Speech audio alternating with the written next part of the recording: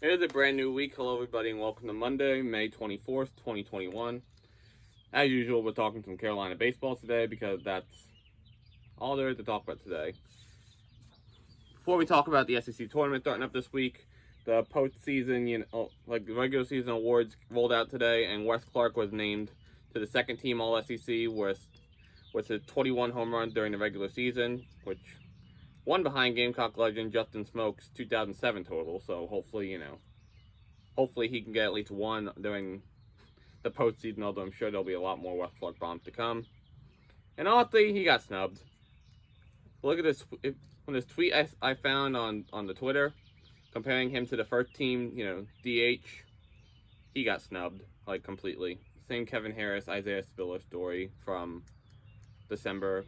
How the leading rusher in the SEC got only second team. And then Will Sanders was named to the all-freshman team, good for him. Brett Carey did not get named any accolades, and he also got snubbed and screwed, but that was kind of just on us, honestly. Because, we didn't use him that much as a closer because there wasn't any opportunity to use him. So he couldn't really, there wasn't really much of an opportunity for him to fight for the best reliever. And then he only started the two games against Kentucky and Tennessee, so not really an opportunity for him to get, a best starter anyway. But, the SEC only recognizes two starting pitchers and one reliever for each team anyway, so that's just dumb across the SEC. And then Brady Allen and Colin Burgess got screwed. Brady Allen's the best player on this team, and it's ridiculous he didn't get recognized at all. And Colin Burgess, he had some tremendous plays, behind the plate, one of the best catchers in the SEC, and it's just ridiculous he wasn't recognized either. But anyway, we got the tournament starting up tomorrow, playing the 10th seed Alabama in a single elimination game before we get off with double elimination on Wednesday, in which Mark Kingston announced that C.J. Wines will be the starter, as kind of per usual with the midweek games. It kind of makes sense. The Tennessee series just happened, so you can't really throw Jordan, Kerry, or Farr. And Wines did a good job against Clemson and App State the past 2 weeks. So yeah, gonna be a high risk move for sure. C.J. Wines isn't a weekend starter, but he still had good stuff. So I trust Mark Kingston and them that they made the right decision. Alright, it is Tuesday, May 25th, 2021. It is game day. Currently got the Kentucky-Florida game on. South Carolina, Alabama will be starting up 30 minutes after this one's over. Top of the 8th right now. Before we kind of start, watching the Alabama-Carolina game, I kind of want to touch on something I did not mention yesterday. And that is that D1 baseball has us unranked this week, which is absolutely absurd that a 33-20, 16-14 in the SEC ball club is unranked after taking a game from number 1 Arkansas, taking a game at number 3 Vanderbilt, and being one run away from taking the series over Vanderbilt, and also one run away from taking the series over number 4 Tennessee, taking a game from number 8 Mississippi State, sweeping number 13 Florida. It's just ridiculous. And putting teams like Old Dominion, Old Dominion, not calling teams like Old Dominion and Gonzaga, Louisiana Tech, I'm sure, Southern Miss, we half of these teams in the top 25, we would beat in the series. Plop us on the field, we would beat them. Ridiculous. It is absolutely insane. And a good point that I brought up, about people saying we're not going to host. We were 12-12 when we had a 12-12 SEC record when we were announced as a potential host site as one of the top 20. We went 4-2 since then. Now we're 16-14. So why wouldn't we be a host site?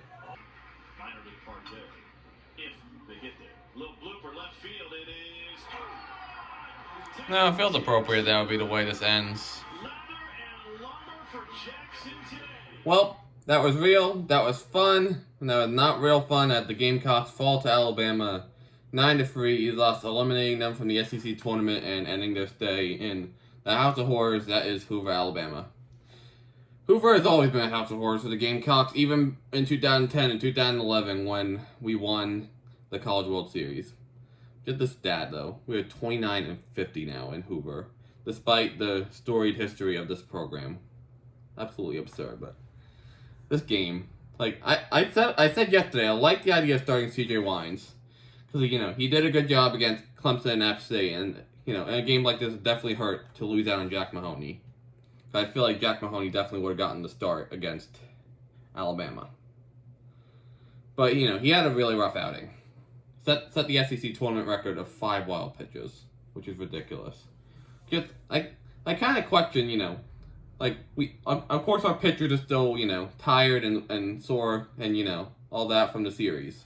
But we apparently plan on using Bosnick anyway, as after we pulled Wines, we sent out Gilreath and then Lloyd and then Bosnick. I question, he clearly the best of those 4, so why, whenever it felt, it was, like Alabama leading, bases loaded, like why we didn't just go to Bosnick instead of Gilreath and Lloyd, or even start Bosnick, for crying out loud. Again, just like the Tennessee game on Thursday and Saturday, if you take away an inning, it's, tie game. You can't give up a crooked number of runs that early in the game. In other words, Wes Clark now hit bomb number 22, so that's tying him at the 5th most home runs in a season, along with former Gamecocks Chip Kelly in 2000 and Justin Smoke in 2007, so that's good company. But now the Gamecocks await the announcement of the regional sites Sunday night at 8:30, and then the selection show Monday afternoon at 12 o'clock. We still deserve a regional, though. After a 16-14 record in the SEC, the best conference for baseball, and across college athletics. 14th in the RPI and 4th in strength schedule, but we'll just see. We got like a week and a half until the regionals. Let's go. Alright, it is Wednesday, May 26, 2021. Not much has been going on today because of the loss to Alabama and the exit from Hoover yesterday. Just been watching other games in the tournament. We had a blowout of Florida over Mississippi State earlier today. We had a very close game with Tennessee and Alabama. Tennessee walked it off, and then it was overturned with interference, which, regardless of how you feel about the rule, that was textbook interference, Regardless of how you feel about the rule, I'm just saying, they followed the rule perfectly for all you Tennessee fans out there who are bawling your eyes out. And then Arkansas destroyed Georgia, and Arkansas, if I was a betting man, I bet they were going on to win the whole thing. Alright, it is Thursday, May 27th, 2021. We got hit with a bombshell of news about game start times, and oh boy. I'll just start with the away games. On Saturday, September 11th, for week 2, South Carolina at East Carolina in Greenville, North Carolina. Noon, ESPN2. Makes sense. Not really that important of a game, to anyone but those involved. Week 3 at Georgia, Saturday, September 18th, 7 p.m. ESPN. That's going to be a good game. Nice night game in Sanford Stadium. I honestly wouldn't hate going to that game. The big one, Week 1 against Eastern Illinois. SEC Network Plus, but 7 p.m. kickoff. That is great. That's great to hear that we are opening our at-home night game. And nothing like Saturday nights in South Carolina. Got 2001 with the night game. Gonna be Beamer's first game back as the head coach. Gonna be the first normal game we've had since the 2019 Clemson game. Gonna be great. And today we're sitting at 100 days until kickoff. Can't think of a much better way to celebrate 100 days than with the announcement that Game 1 is a night game. Let's frickin' go. Alright, it's a new day. It's Friday, May 28th, 2021. Woodruff is having their 2021 graduation ceremony today.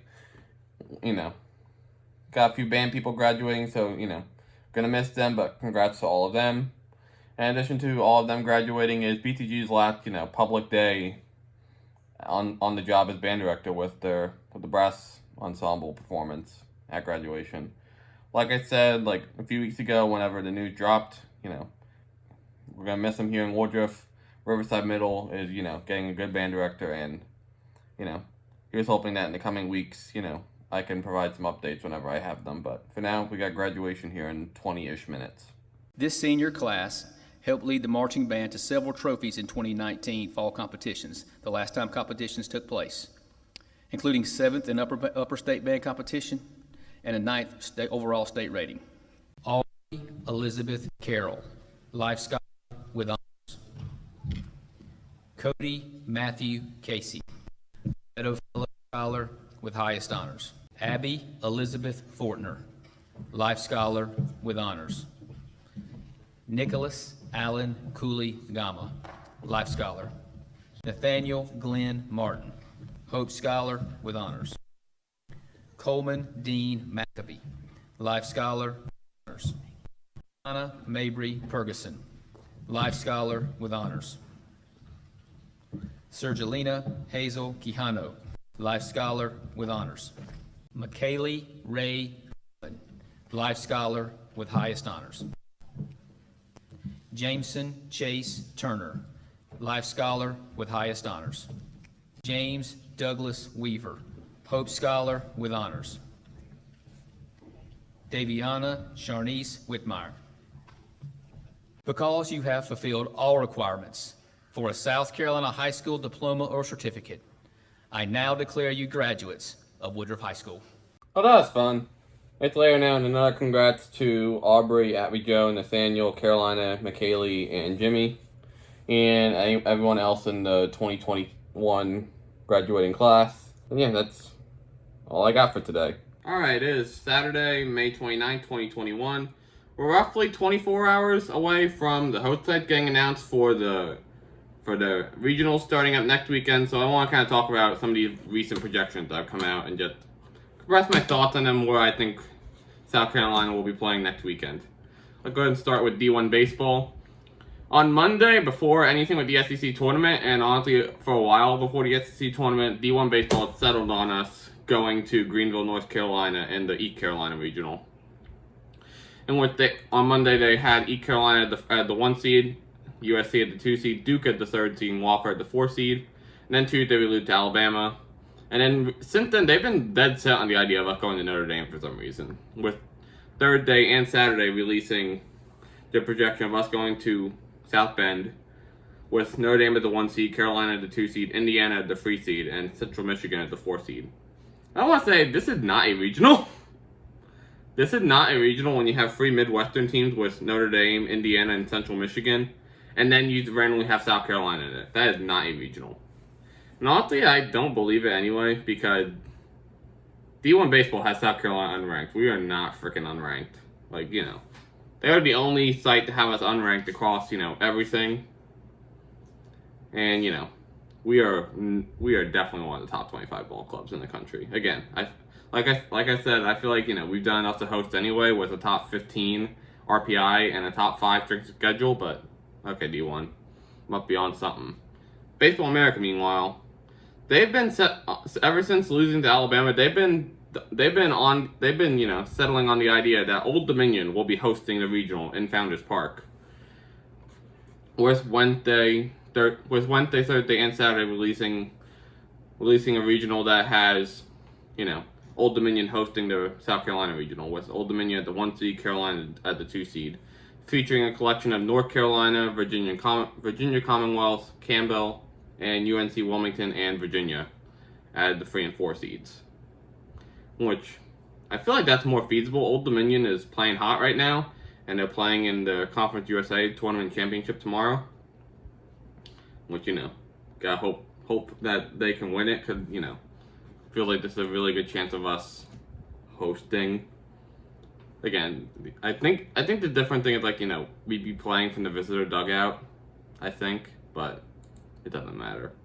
But yeah, Old Dominion is not in the list of 20 host sites, but Founders Park is, so, And this honestly makes more sense of the regional, because all these teams are either in Virginia, North Carolina, or South Carolina, so not some bullcrap of 3 Midwestern states and a Southeastern team.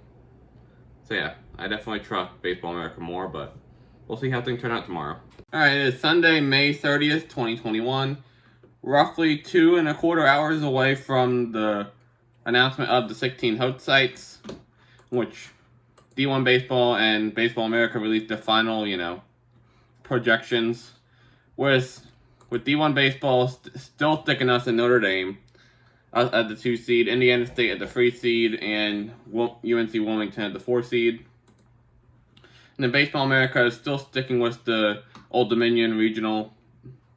So, them hosting in Columbia at the 1 seed, so us at the 2 seed, Virginia at the 3 seed, Samford at the 4 seed. In which Old Dominion just won their conference tournament, literally a minute before I started recording this, so that holds out, and I could see them, definitely hosting.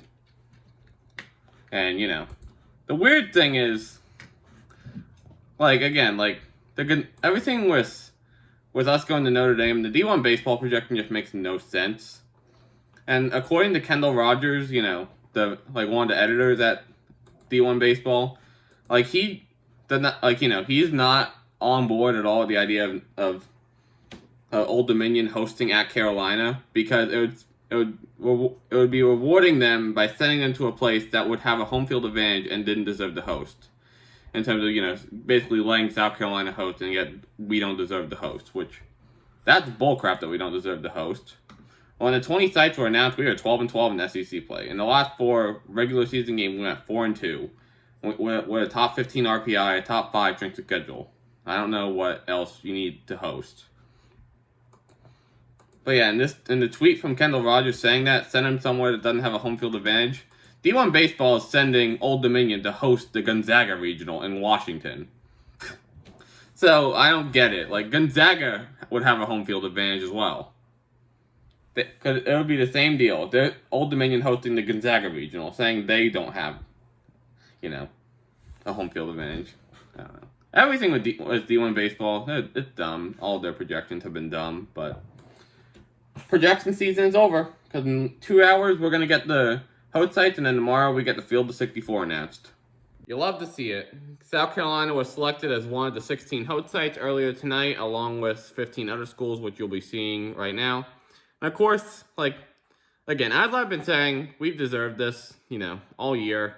Top 15 RPI, even though I think it might have actually become 16th or 17th or 18th or something like that. Top 15 RPI, top 5 strength of schedule. We play in the hardest conference, and we finish, 16-14. We even played at Texas, for crying out loud, this season. So, of course, we deserve this. D1 Baseball keeps snubbing us, having us unranked, saying, oh, we're going to Notre Dame. That's not a regional. Oh, Old Dominion can't go host at South Carolina. They can go host at Gonzaga. I don't know what they were thinking, because we're hosting. Probably be a 2 seed though, to Old Dominion. Like I said earlier, they won their conference tournament. They got the auto bid from Conference USA. I imagine they'll be the 1 seed, but I am pumped. We have a great weekend coming up at Founders Park, because I bought tickets. Gonna be a great weekend. We got the Field of 64 getting announced tomorrow at noon, and then we got a great weekend at Founders Park coming up. Let's freaking go. Quickly editing this video together to get it out tomorrow, and I realized that D1 Baseball and Baseball America have a few projections on who all is going to be in the Columbia Regional along with South Carolina. Both of them, of course, have Old Dominion hosting the regional at the 1 seed, with D1 Baseball having them at the 10th seed overall, and Baseball America having them at the 11th seed. Both of them have South Carolina and North Carolina as the 2nd and 3rd seeds. And then D1 Baseball has South Florida at the 4th seed, and Baseball America has Presbyterian College at the 4th seed up here from Clinton, South Carolina. So, I'd like to see Presbyterian College getting in there. I think they won the tournament, so they're a lock. Always root for Presbyterian, except for when they play us. But yeah, got a big day tomorrow with the selection show.